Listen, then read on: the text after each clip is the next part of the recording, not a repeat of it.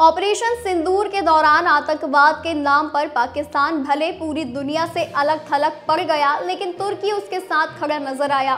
पिछले कुछ वर्षों में भारत ने कई अंतरराष्ट्रीय मोर्चों पर तुर्की का साथ दिया, लेकिन तुर्की को जब भी मौका मिलता है तो वो भारत के खिलाफ खड़े होने वाली ताकतों का ऐसे ही साथ देता है। आखिर ऐसी क्या अदावत है जिसके कारण तुर्की बार बार भारत के खिलाफ खड़ा नजर आता है? तुर्की के राष्ट्रपति एर्दोगान ऑटोमन साम्राज्य का आधुनिक वर्जन बनाने के इच्छुक हैं और तुर्की के गुजरे हुए अतीत को लेकर फिर से प्रतिष्ठित करने की इच्छा रखते हैं। वो मुस्लिम जगत के नेता बनने का ख्वाब देखते हैं। पाकिस्तान में उनकी गहरी दिलचस्पी की बड़ी वजह ये मानी जाती है कि पाकिस्तान मुस्लिम जगत में एक बड़ी मिलिट्री और पावर होने के साथ परमाणु शक्ति संपन्न राष्ट्र है। भू रणनीतिक लिहाज से भी पाकिस्तान उनके लिए अहम है। अंतिम इस्लामी खलीफा साम्राज्य की जड़ें जहां ऑटोमन एम्पायर से जुड़ी है, तो वहीं पाकिस्तान का निर्माण भी धार्मिक आधार पर ही हुआ है। ये सब वजह एर्दोगान को पाकिस्तान के करीब लाती है। उस्मान प्रथम ने 13वीं सदी में ऑटोमन खलीफा साम्राज्य की नींव रखी थी। उनके उत्कर्ष के समय में ये साम्राज्य 1517 और 1924 के बीच में मिस्र, ग्रीस, तुर्की, रोमानिया, इजराइल, लेबनान, सीरिया और अरब के तमाम क्षेत्रों तक फैला था।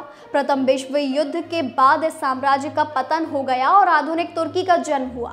भारत और तुर्की के बीच राजनयिक संबंधों की स्थापना 1948 में हुई। दोनों देशों के बीच व्यापारिक असंतुलन भारत के पक्ष में है। तुर्की बैलेंस बनाने के लिए प्रयासरत रहा है, लेकिन कामयाबी नहीं मिली। भारत के सऊदी अरब, कतर, यूएई जैसे मुस्लिम देशों के साथ अच्छे संबंध है। तुर्की उनकी तुलना में खुद को अधिक तवज्जो दिए जाने की अपेक्षा रखता है। वह चाहता है कि भारत मिडिल ईस्ट में उसके साथ मिलकर काम करे, लेकिन उसको ज्यादा कामयाबी नहीं मिली। इसके अलावा 2016-17 में तुर्की के राष्ट्रपति एर्दोगान के खिलाफ विद्रोह उपजा।